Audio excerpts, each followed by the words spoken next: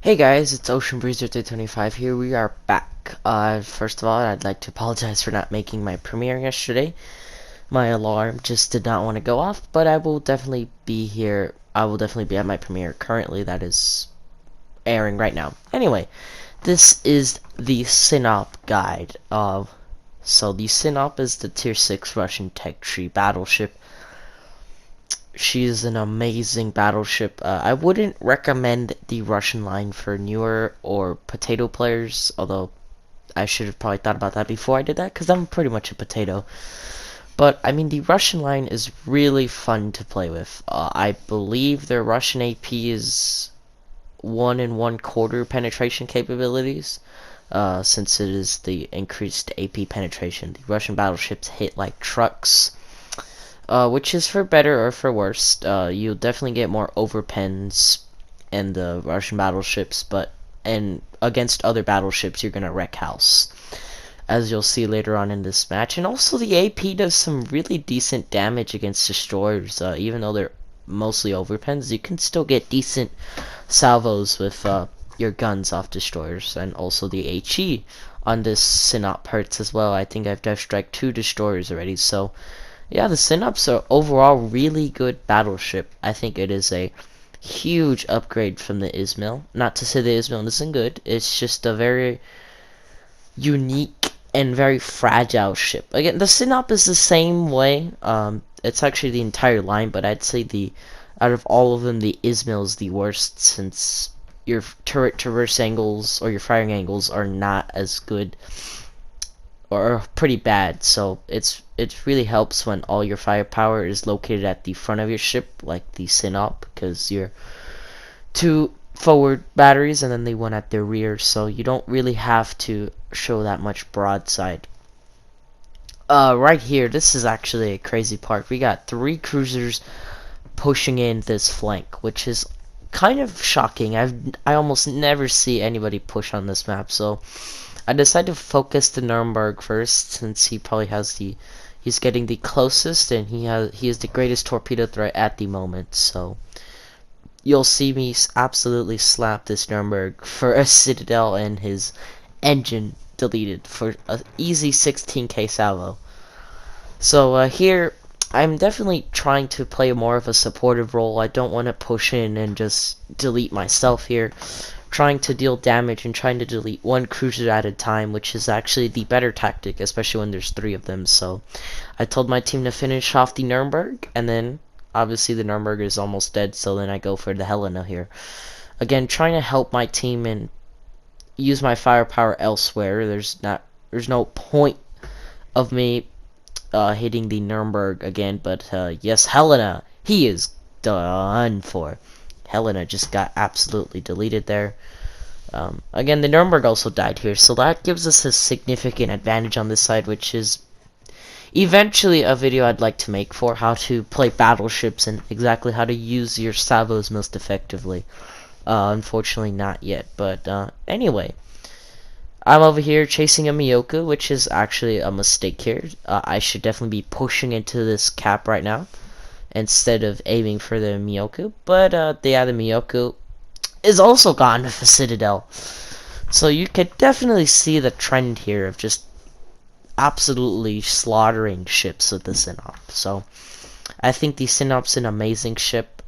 There you see the armor now working against my favor there, a Citadel. So I turn to bow tank, but you guys should be aware that bow tanking isn't 100% safe in the Sinop. There is a thin layer towards the top of your bow where it is 25 millimeters. So if you get a lucky shot, or if your trajectory of your battleship's guns are awkward, you can get citadels through the bow. So it can happen. So I think the best angle you can pose is probably a 30-degree angle is probably the best thing you can do. Anything more and it's pretty much a citadel, since your armor isn't the greatest. So I'd say the best angle you could put in the Sinop is a 30-degree angle to anywhere less than 30 degrees. 30 degrees at the most, I would say. because going straight bow can be suicide if, again, I'm going straight bow into a Nagato here. But the Nagato's not going to live much longer, as you just see there, absolutely wrecking him. So, yeah, this Sinop is absolutely wrecking house. And keep in mind, I'm not running my dispersion build, because I do find the Sinop's dispersion to be pretty good, honestly. Even without a dispersion build, so you guys might say, well, why not make it better? Because that's not how the Russian battleships are made. They're not ships to sit at the back of the map and snipe. Because there's dispersion is still trolly, like you see there. That was horrible dispersion. I should have killed the Nagato, but you know, dispersion on the Russian ships are very trolly, no matter how accurate, like how much you go or try to do an accuracy build. So the best way to play them is a mid-range brawler and using islands to defend your broadside. So you definitely, like, this map is a perfect map for any Russian battleship, because either side, either you can camp next to an island and then everything kind of just hits your bow, so it really doesn't really matter that much here. So here we just take some shots at the Gneisenau, not expecting much damage. Again, his angle's actually pretty good, so we should have waited a bit longer for the salvo there. The Gneisenau turns broadside. That could have been an easy 18k salvo, because of, even though they won't be any citadels, total back armor does soak up a lot of damage, which is one of the downsides of turtleback, or of any German battleship. They're still somewhat squishy. Definitely not as much citadels, but, and the Russians are the opposite. They don't really take pen damage, they take citadel damage. When you get hit, you're gonna get hit for a citadel. So it's really important not to get yourself broadside exposed or overextend a lot in any Russian battleship.